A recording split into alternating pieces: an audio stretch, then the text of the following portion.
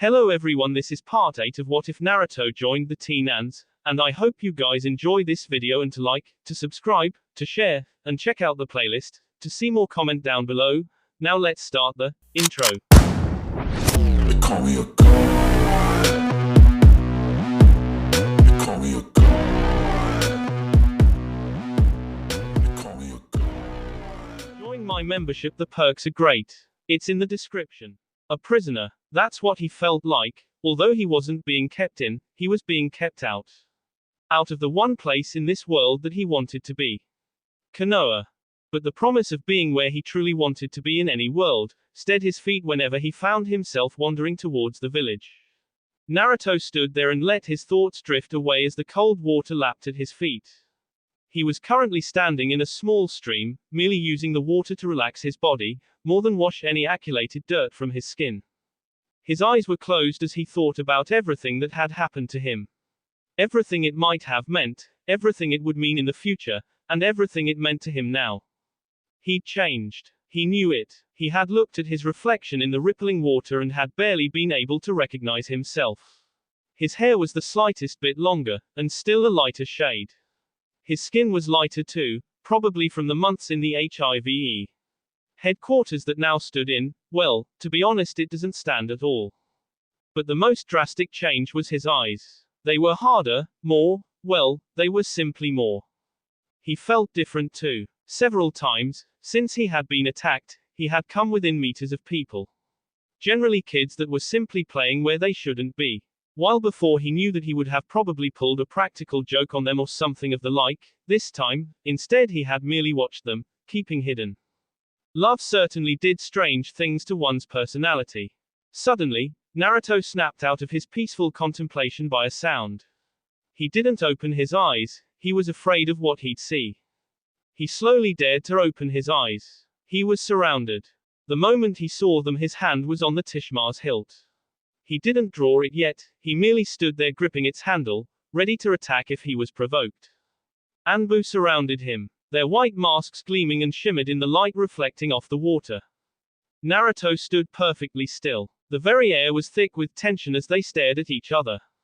25 he counted. Too many. Far too many. Naruto's hand on the Tishmar relaxed and he slowly let it go. He stood up straight with his hands by his side. Casually, he walked to the side of the stream and returned his footwear to his feet. He then walked up to what looked like the leader of the group and held out his hands, palm up, fists clenched, ready to be placed in shackles. The Anbu before him retrieved the shackles from his belt and pressed them onto Naruto. They walked towards the village. The Anbu flanked him at all directions, obviously to prevent his escape. They walked him through the giant brown gates and they began their journey through Konoha. The village hadn't changed. But then again, he had only been gone a few months, he hadn't really expected it to. They were walking through the main street that ran through the center of the village. On either side residential houses swarmed with bustling people. Most of them stopped to stare at Naruto and Anbu. They passed a training ground and soon walked past the large Konoha stadium. In barely a few minutes they were passing in front of the hospital. Haruno Sakura picked up her bag and groceries. She carries the plastic bag of good in her left hand and exited the hospital. She stared at her feet for a while, merely standing there. She was worried. Naruto had been gone for over 5.5 months now, where could he be? She took a step forward and almost bumped into someone. She hastily apologized. She dropped her groceries. The Anbu walked through the middle of the town escorting a prisoner, but it was not this that caught her attention, it was the prisoner that was with them. Naruto. Naruto had seen her, but he had avoided her eyes. He couldn't look at her. He could no longer be their friends. If he was, he wouldn't be able to leave. And whilst a life without his friends was almost unbearable, a life without Raven was unbearable. He allowed the Anbu to take him to the Hokage mountain. He was then led up a set of stairs to the very top of the giant monument to the Hokage. Then he was taken to the Anbu's headquarters. There was no doubt they would question who he was. Once they found out, he would either be T, if the council could do anything about it, that's exactly what would happen, or the most likely aspect of being let go. Naruto had never seen inside the Anbu base before. Few had. The walls were a chrome color and seemed to be made of metal. He was led down several corridors to a door. The door was slid open and he was pushed inside. Two of the Anbu followed him in and asked him of his weapons, all except the hidden blade in the gauntlet Beast Boy had given him. Once he was bare of his arms, they left the room and asked the door. How long had it been? Weeks, days, mere hours. Naruto couldn't be sure. He hadn't been fed and he was soon getting very hungry. It was only as he heard the sound of footsteps reach his ears that he was distracted from the churning in his stomach. His door was soon wrenched open and two Anbu walked in. They attached a link to his shackles and pulled him through the door, forcing him to follow them. He walked without speaking a word. The Anbu themselves also never spoke. But Naruto managed to guess a few details about them. The one on the right was female, he had to guess, while any distinctive features like hair and were obscured by the black cloak she wore. Naruto surmised her gender through the way she walked. The one on the right was male and seemed to have a lasting leg injury. This was apparent that while it was only slight and almost unnoticeable, the man walked with a slight limp in his right leg. Naruto was shown down several corridors until they finally stopped in front of a single door exactly the same as the kind to the cell they had kept him in minutes before. It was opened. Green eyes met blue. Recognition passed between them instantly. Yamanaka Ino stared back at him. Her golden locks were tied behind her head except for two waves that hung at either side of her cheeks, framing her face. She wore her general ninja outfit without her headband. She had obviously been called for the interrogation. After all, her mind-switching technique would allow her to glimpse his mind to tell whether he was telling the truth. She would certainly be useful in this situation. She stared back at him with a shocked expression. Naruto, was all it appeared she could say. They stared at each other for a long period of time before she glanced at the two Anbu that still stood by his side. Release him, she ordered. They did as they were told, unlocking the shackles and freeing his wrists. Naruto walked forward and sit in a nearby chair without saying a word. The room around him was simple. There was no windows, and a single bulb shone above his head, illuminating the area. A small metal table sat between him and, who sat down as well. Naruto, where have you been? The council was almost ready to state you a missing ninja. She asked him. Naruto thought of what to say. He could tell her the truth, but it was an unbelievable story, and if someone did believe it, it would only cause attention and curiosity. Both of which would hinder his current objective. I can't tell you. I'm sorry, he said. Ino was taken back. Are you okay? She asked. You seem different. She looked him over with inquisitive eyes. What are you wearing? And what's happened to your hair and skin? And she stared into his eyes for what seemed like forever before asking, what's happened to you? Naruto turned away from her and stood up. I can't tell you, now if I'm free to go, he assumed and walked towards the door. The Anbu blocked his path. Actually Naruto, you're not free to go. Do you know why you were arrested? She asked him. He turned to her without saying a word. He got the feeling she was going to tell him anyway. There have been several strange attacks around the village. A few people have been killed. You, it seems, were where you shouldn't have been and have ended up here as a result. That or you were there for a purpose. Naruto was shocked. Are you saying you think I attacked those people? He asked in a startled voice. Ino looked away. Usually I'd say, no, with you, but I can see you've changed Naruto, and in ways I don't know yet. What am I supposed to think? She asked. Naruto was dumbstruck. I'm sorry Naruto, she said shaking her head. But I can't trust you to speak for yourself, I have to do this. She said this slowly. Then very quickly she placed her hands together to form a diamond shape. Her mind-switching jutsu. Shintention no jutsu, she exclaimed rapidly. Naruto braced himself for the inevitable result of her chakra ability. It never came. Ino rapidly placed her hands together to form a diamond shape, focusing her chakra on Naruto. She felt her mind cloud over and reach out to Naruto's. Her vision went blank and she closed her eyes. Her mind slowly melded with his and, wait. Something was wrong. A blinding flash of light erupted in her mind and caused a burning sensation to spread through her consciousness, causing something akin to pain. It wasn't physical, so there was no reason that it should have made her scream, but she screamed anyway. In one moment she saw a single image from his mind, a giant black bird with 4 diamond red eyes. Naruto hadn't felt a thing, but suddenly Ino screamed in front of him, causing her to fall back and him to jump up in fright. Ino dropped to the floor and crouched there gasping for breath. Her head snapped up and glared at Naruto with such intensity he felt himself give an involuntary shiver. Naruto, I'll ask you one last time, what has happened to you? She asked sternly. Naruto shook his head. I told you, I can't tell you. They stared at each other for a lengthy period of time before either of them spoke. The Naruto I know would never have committed these attacks, is he still in there? She asked. Naruto looked at her with knowing eyes. He never left, Ino. He just grew up, he replied. Ino's expression hardened. Then I want you to look me straight in the eyes and tell me you didn't perform these attacks. She demanded. Ino, he said staring into her cerulean pupils. I did not attack these people. Ino Yamanaka stared at him for a long time before nodding resolutely. You can go, she stated kindly. Thank you. May I retrieve my weapons? Naruto asked respectfully. Ino stared a little confused. You have changed, she said, her head to one side.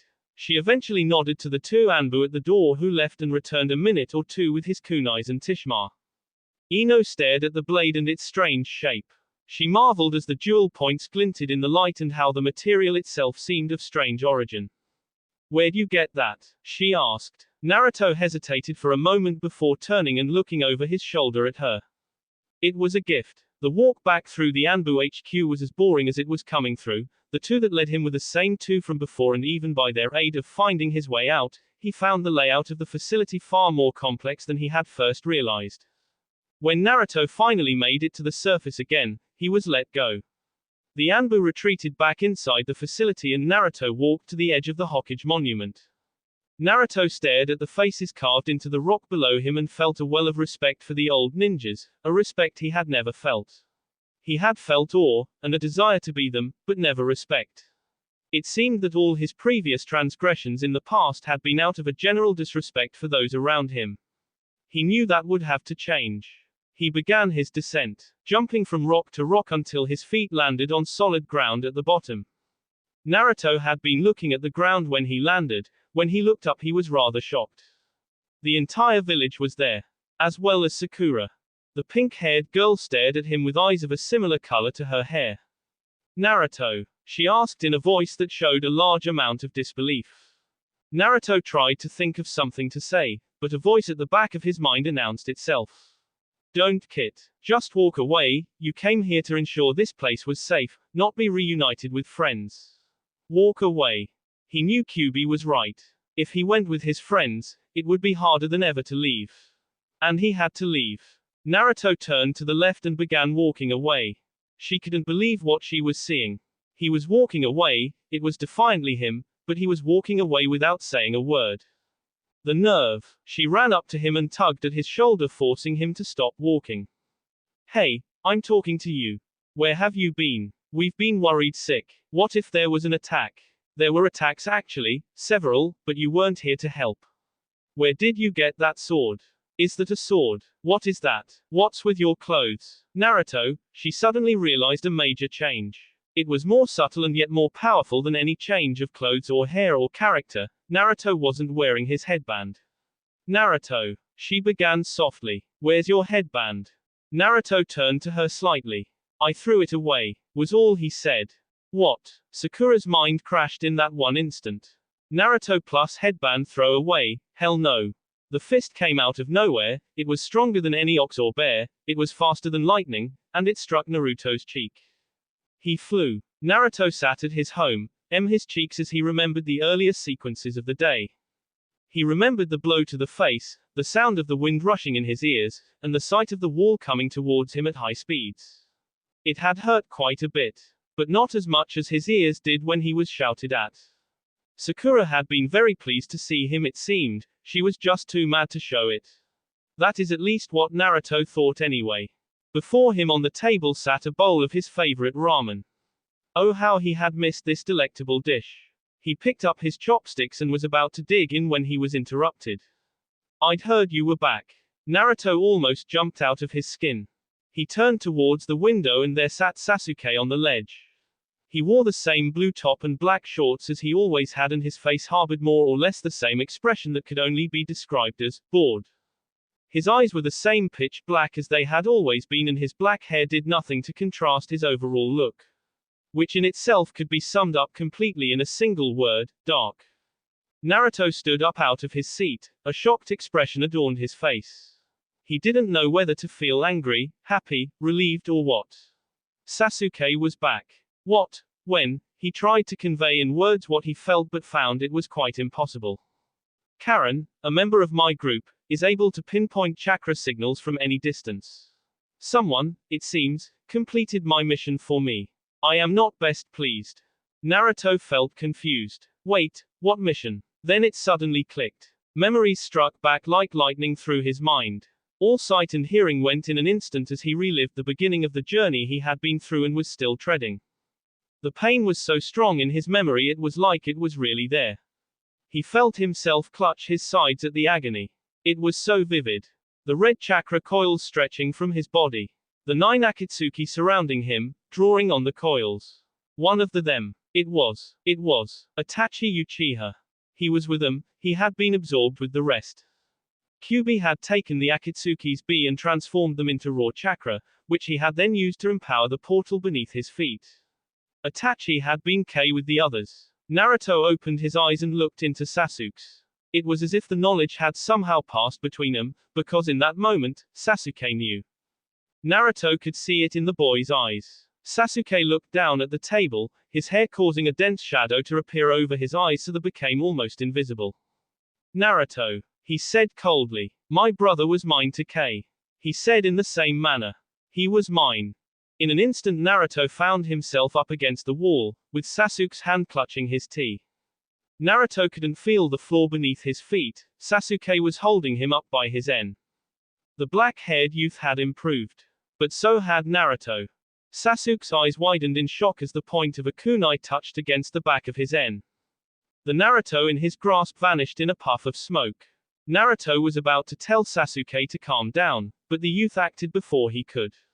Sasuke spun around and made to backhand Naruto. The blonde-haired boy managed to dodge backwards just in time to avoid it, but he never noticed Sasuke's kick until it collided with his stomach. Naruto flew backwards, bursting through his door and his back on the wall beyond.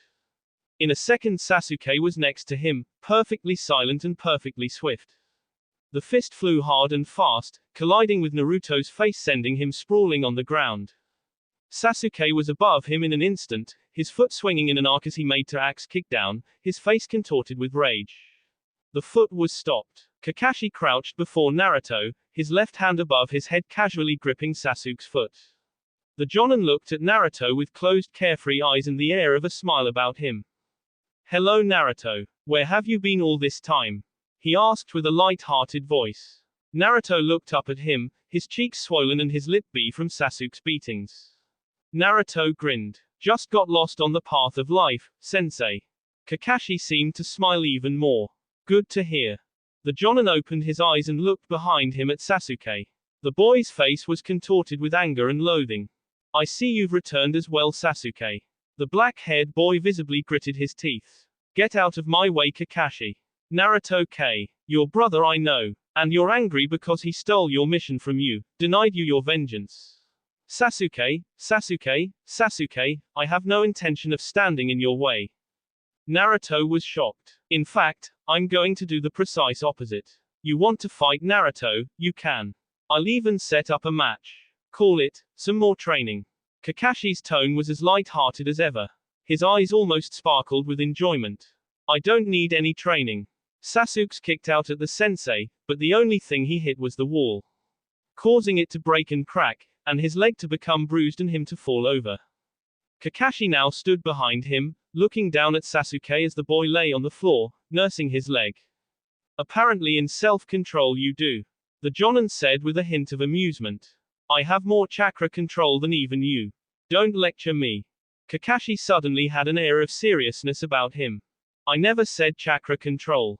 I said self-control. You've always been so impulsive, no matter how logical your thoughts, your emotions always drive you. Revenge, rage, sorrow, anger. You live off these, Sasuke. They make you strong, yet they also make you weak. Sasuke's eyes widened in shock and a heightened air of antagonism surrounded him. I am not weak. Sasuke flipped up and swung for Kakashi, but his fist only stuck the wall like his leg had before.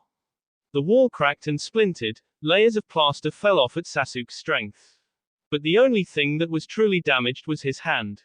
A small trickle of blood leaked off his knuckles. "You're right," Kakashi said from behind him.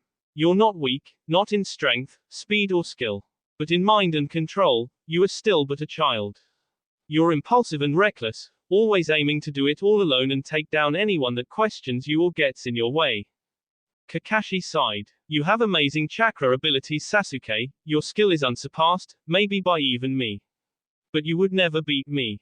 Why? Because you have no control, and I have plenty. Follow me. We'll go to the training area now."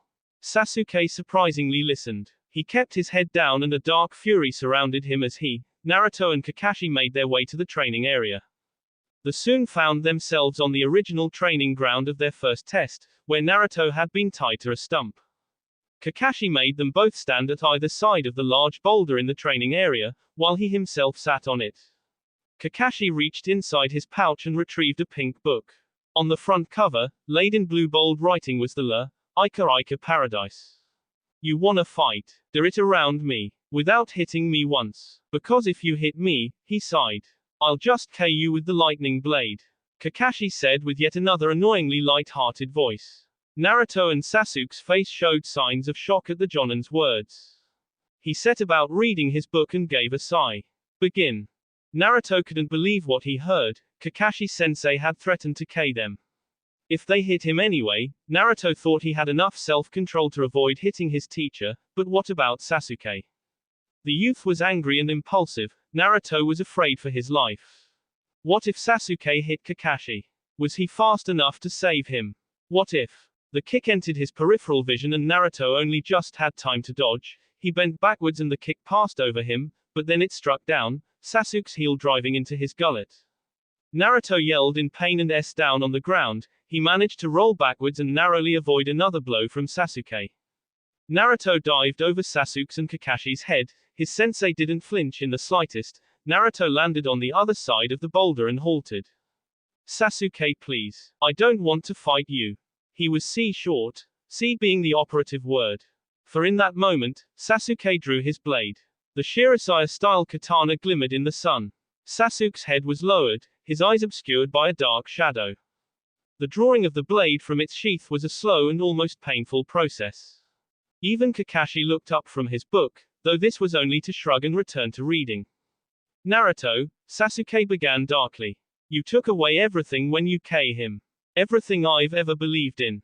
It should have been me to end his life." Suddenly Sasuke was directly in front of Naruto. It seemed he had somehow teleported, or at least had moved so fast that Naruto had been unable to follow it with his eyes. "It should have been me." He down with furious anger and speed. Naruto grasped the tishma, brought it out and placed in the path of Sasuke's sword. The tishma blocked the blow. Everything halted. The air was still. Sasuke stood there with a look of ultimate shock. He blocked it. These were the only thoughts that swam through Sasuke's mind. He stared at the Naruto's blade, the dual blades side by side. He traveled his eyes down it and saw how the metal bent and formed a kind of flame style. The spike in the center, the dull gray material it was made of shone in the sun yet seemed dull, but the edge. Sasuke couldn't see it. He tried to focus his eyes. He felt his Sharingan seep into his vision, yet even with its enhanced sight he could see no edge. This blade was not made to block, it was made to see. Suddenly Sasuke's mind snapped back to the moment. He brought his sword back and then thrust forward, sending a bolt of lightning through the blade. Naruto dodged to the side, parrying the blow. Sasuke watched as Naruto's blade struck his, the electric current through his blade shorting out. Naruto's blade didn't conduct electricity, it couldn't be seen, it had an edge so fine it could not be seen with Sharingan eyes. What was it made of? Naruto kicked out, Sasuke dodged and jumped to the other side of the boulder. "Where did you get that blade?" Naruto stared at him, his eyes looked down at the ground. "It was a gift from a friend." Naruto's memories struck him again as they often did. Starfire, he saw her giving him the tishma. The ceremonial blade given to those that come of age on Tamarin, Starfire's place of birth. These memories hurt. They were not particularly sad or even particularly happy, but they were precious. And he missed them greatly. I'm sorry, Sasuke. Naruto looked at the ground, his hair shadowing his eyes. I'm sorry for what I've done to you. I was attacked and captured by the Akatsuki. They tried to extract Kyuubi via the use of strange chakra coils. 9 of them. Kyuubi fought back, he converted them all into raw chakra. Naruto paused. Then he said it, including your brother. Sasuke's eyes widened in shock. Naruto continued. He absorbed them, their chakra is still within me, not much of it, but it's there. I've been afraid of it, Sasuke. Because of what it's done to me. Naruto looked up and Sasuke almost fell back in shock. Naruto's eye. His left eye. It was faint, it wasn't actually there, not properly, but it was like it wanted to be. Like it flowed in his veins but couldn't quite exist in the eye, but it was unmistakable. Naruto's left eye had become a deep and menacing red, yet slightly transparent against his natural blue. And within that eye, lay a single black tamo that symbolized one thing, Sharingan. Naruto now held the properties of the Sharingan within his chakra, but it was incomplete. It needed the actual eyes of a Uchiha to activate its power. But Sasuke was sure that Naruto was stronger, it hadn't been there before, which meant Naruto had called it. He had some of its gifts. His stature was stronger, his eyes resolute. The way his eyes perceived the black-haired youth told of a deeper analysis of himself than any normal eye could obtain. Yes, Naruto had some Sharingan gifts. But they were slight, incomplete. Perhaps one day, Sasuke thought that with enough will, perhaps Naruto could unlock the Sharingan, and fuse its chakra with his own eyes. Sasuke stood up straight and stared with resolute determination at Naruto. So you carry my brother's chakra, the ghost of the Sharingan lays in your eye. When did you know this? Naruto didn't need to think of the answer. He knew he was going to be asked it and so his answer was ready before the question was asked. Yesterday, I was soaking my feet in a stream and I saw my reflection, I saw the red tint in my eye. I saw the faint black tamo. I knew then. It was then that the Anbu came for me and brought me back. Suddenly the air of tension was struck like a knife by Kakashi's next words.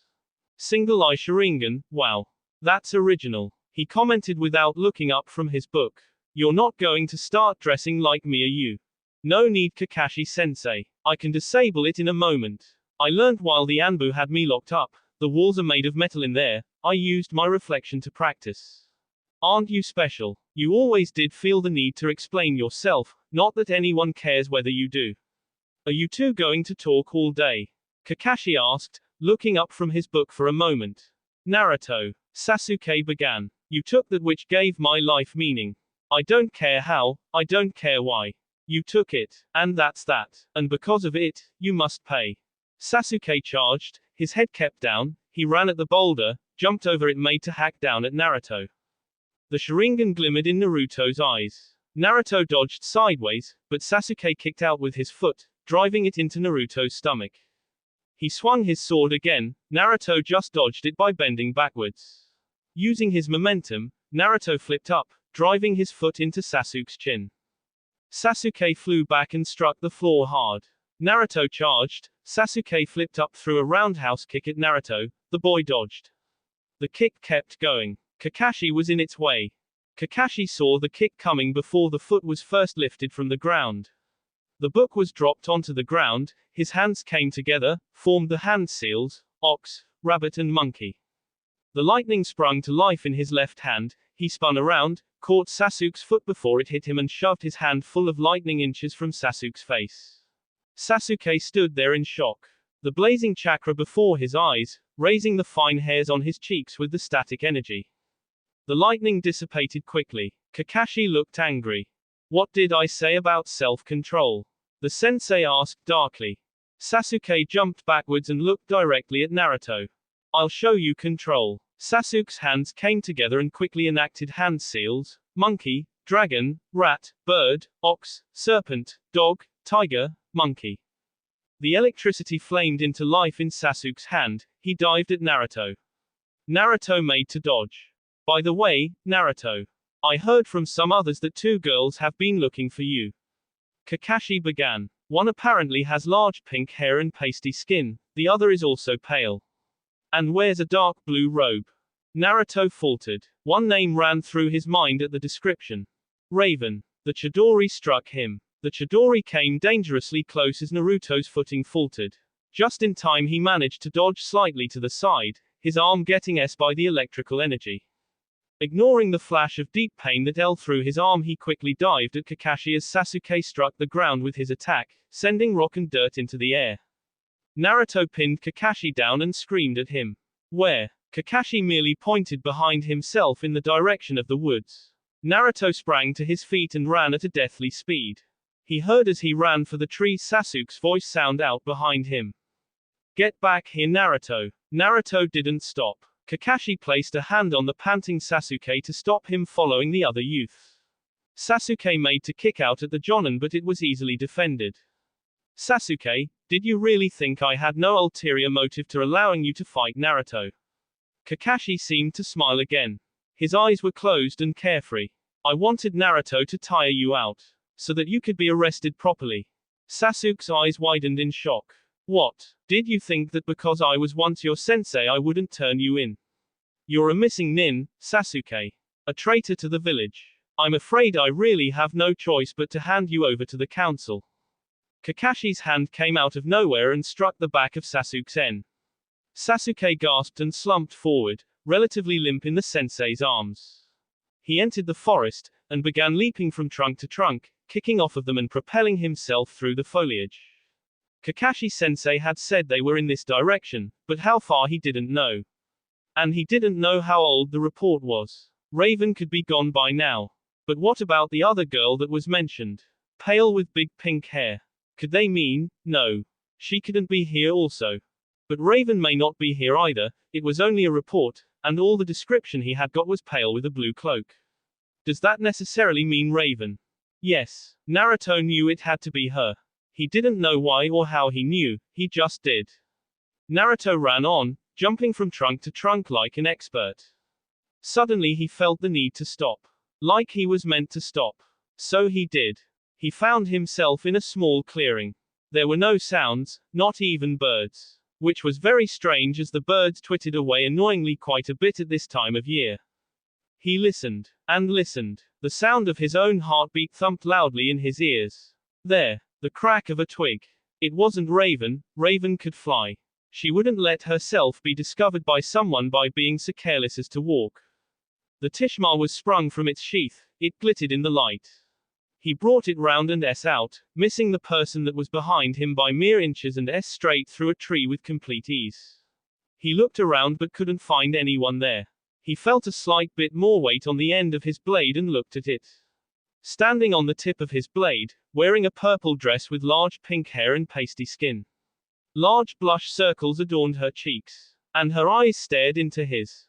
Jinx. They stared at each other for barely a moment before she dived on him. Holding him close. Shadow. Or Naruto, whichever. I don't care. She nuzzled her head into his body and he welcomed her closeness. Get your hands off him. A duelled demonic voice screamed. Jinx was suddenly forced off of him and S into a tree.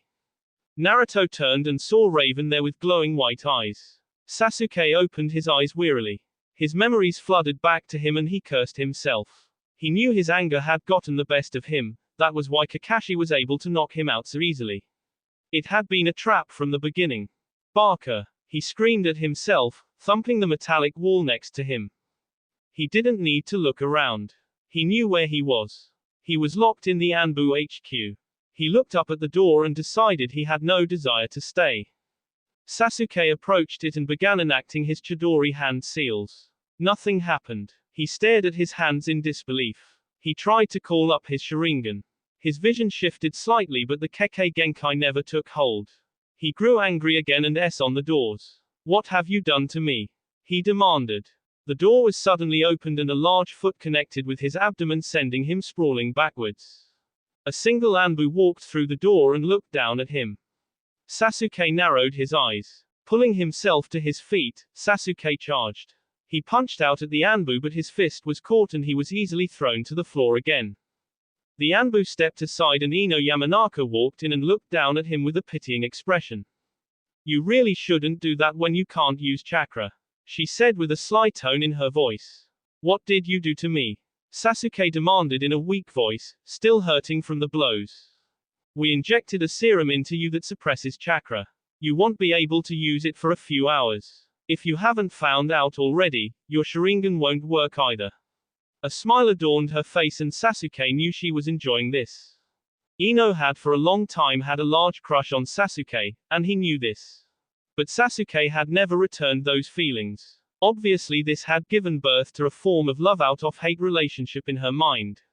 If she couldn't have Sasuke love her, she probably wanted him to fear her. Or at least beg at her feet. You're not getting out of here, Sasuke. Tomorrow you'll go before the council. And your punishment for your crimes will probably be death, she said with a smile. That smile then turned into a grin. But I can get you out. That is, with the right persuasion. Her voice held the ultimate hint. He knew what she was going to ask before she asked it. Sasuke, if you be my boyfriend, I'll let you go. Her eyes were highly mischievous.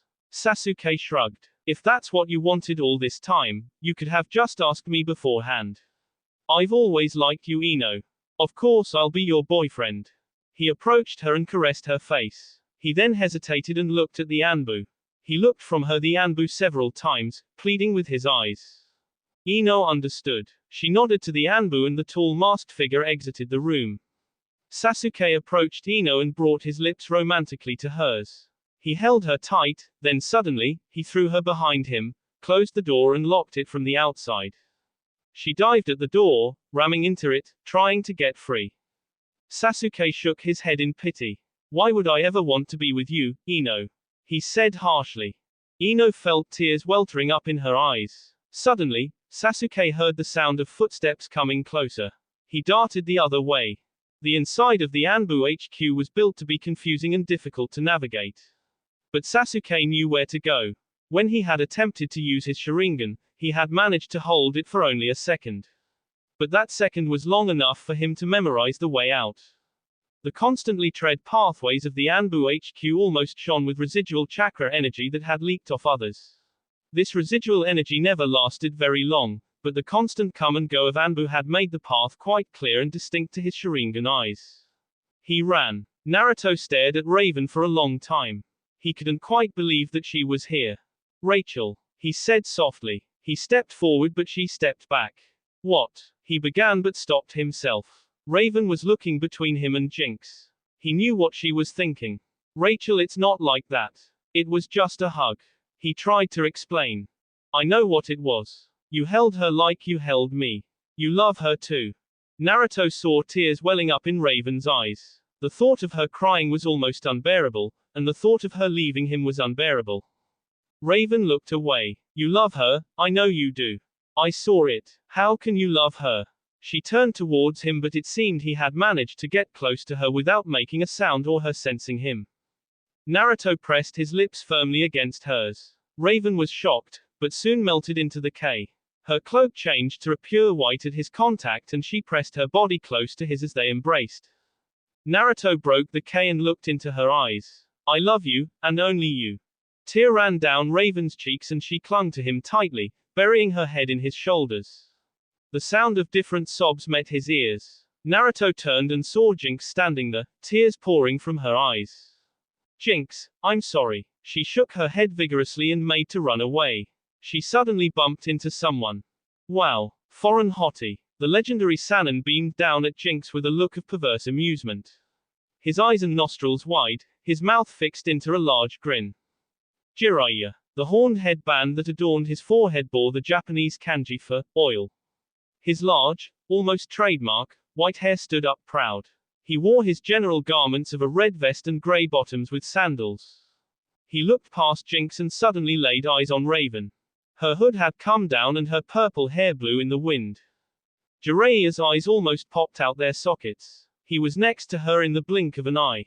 He opened his mouth and was about to say something but was quickly silenced by a large foot in the face.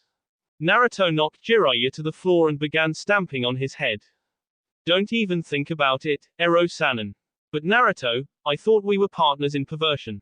Naruto stomped harder. Not anymore. Raven and Jinx now stood side by side, feeling very uncomfortable with the current situation. The impression of large sweat drops on the back of their head was the first thing that came to mind. Naruto popped up in front of them, a hand scratching the back of his head.